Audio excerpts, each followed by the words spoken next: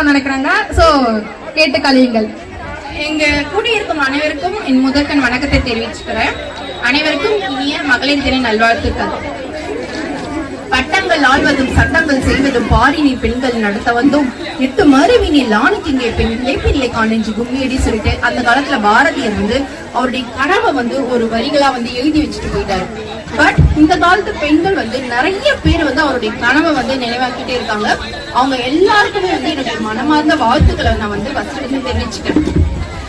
பெண்கள் இப்ப நீங்க யோசிக்கலாம், மகளிர் தினம் அது பெரும்பாலும் பாத்தீங்கன்னா வெளிநாட்டில் ஏற்பட்ட ஒரு புரட்சியால இது ஏற்பட்டதுன்னு சொல்றாங்க.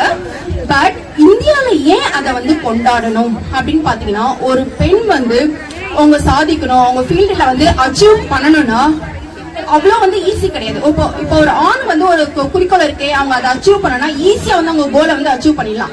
பட் பெண்கள் பாத்தீங்கன்னா அவங்க குடும்பத்தை தாண்டி வெளியே இந்த சமுதாயத்துல பல விதமான போராட்டங்களை சந்திச்சுட்டு தான் அச்சீவ் பண்ண முடியும். சோ அவங்களுக்கான ஒரு தினமா இதை கண்டிப்பா கொண்டாடியே ஆகணும். சோ இந்த சாதனை பெண்கள் இந்த காலத்துல மட்டும் கிடையாது, அந்த காலத்திலேயே இருந்திருக்காங்க. நம்ம இந்தியாவினுடைய விடுதலை போராட்டத்துல பங்கேற்ற முதல் பெண்மணி யாருன்னு பாத்தீங்கன்னா வேலு நாச்சியார். எவ்வளவு பெருமை பாருங்க. அந்த காலத்துல பெண்கள் வெளியே வரதுக்கே தயங்கினாங்க.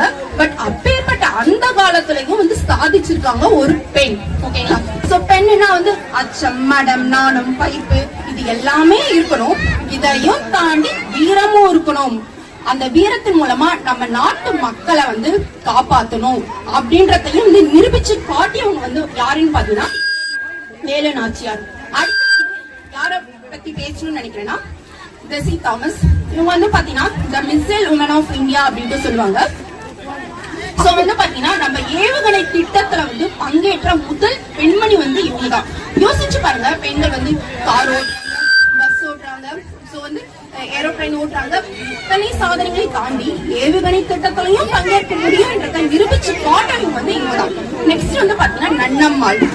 யோசிக்கலாம், பெண்கள் இப்ப வயதாயிட்டா என்ன செய்ய முடியும் அப்படின்ட்டு யோசிக்காதீங்க. ஏன்னா பாத்தீங்கன்னா தன்னுடைய வயதையும் தாண்டி, அதாவது தன்னுடைய 98வது வயதுல உடலை வில்லா வளைந்து யோகாசனம் செய்து அதன் மூலமா பத்மஸ்ரீ விருதை வாங்கிருக்கிறாங்க இவங்க. அப்ப சாதிக்கணும்னு முடிவு பண்ணிட்டா வயது ஒரு தடையே கிடையாது என்பதை நிரூபிச்சு காட்டியவங்க தான் இந்த நன்னம்மாள். லாஸ்டா நான் யார பத்தி பேசணும், ஆலிசன் பெலிக்ஸ். சோ 12வது ஒலிம்பிக் போட்டியில 400 மீட்டர்ல உசேன் போல்ட் சாதனை, உலக சாதனை புரிந்த உசேன் போல்ட் சாதனையை முறியடித்தவங்க இந்த ஆலிசன் பெலிக்ஸ். சோ இவங்களுடைய சாதனை பத்தி நான் பேச விரும்பல. யார் இந்த ஆலிசன் பெலிக்ஸ்? இவங்க பாத்தீங்கன்னா கல்யாணமாகி குழந்தை பிறந்து தன்னுடைய குழந்தை பிறந்த 10வது மாதத்துல, அதுவும் பாத்தீங்கன்னா சிசேரியன் ஆகி குழந்தை பிறந்த 10வது மாதத்திலேயே ஓட்டப்பந்தயத்துல ஒரு உலக சாம்பியனை முறியடிச்சிருக்காங்க.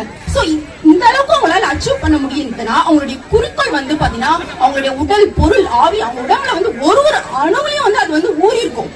அதனாலதான் அவங்களுடைய உடல் எப்பேற்பட்ட வழிகளில் இருந்தாலும் எந்த சூழ்நிலை இருந்தாலும் தன்னுடைய கோலை அச்சீவ் பண்ணியே தீர்வுன்னு சொல்லிட்டு சாதிச்சிருக்காங்க. இப்ப சொல்லிட்டே போலாம். பல பெண்கள் நீங்க கேட்கலாம், எங்கெங்க இருக்கிற பெண்களை பத்தி பேசுறீங்க, எங்களுக்கு அவங்கள பத்தி நாலேஜ் இல்ல அப்படின்ட்டு நீங்க கேட்கலாம். பட் இப்ப இந்த காலகட்டத்துல வீட்டை விட்டு வெளியே தான் சுயமா நிக்கணும்னு போராடுற ஒரு பெண்ணு சாதனையாளர் தான்.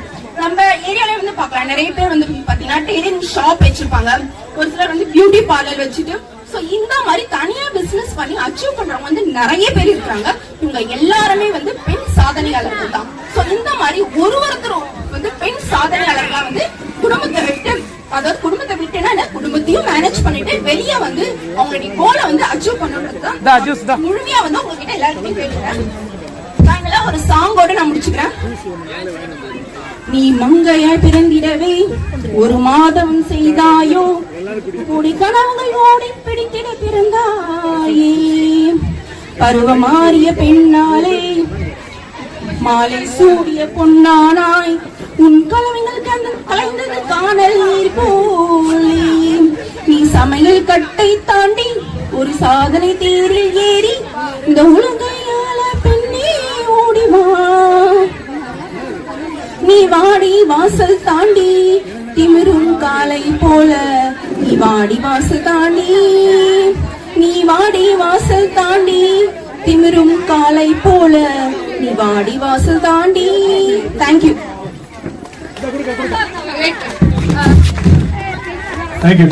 சிறப்பாக பேசிய நாகசுந்தரி அவர்களை வாழ்த்தும் வகையில் ஜான்சி ராணி அவர்கள் அவர்களுக்கு ஒரு சிறு பரிசு அளிக்க உள்ளார்.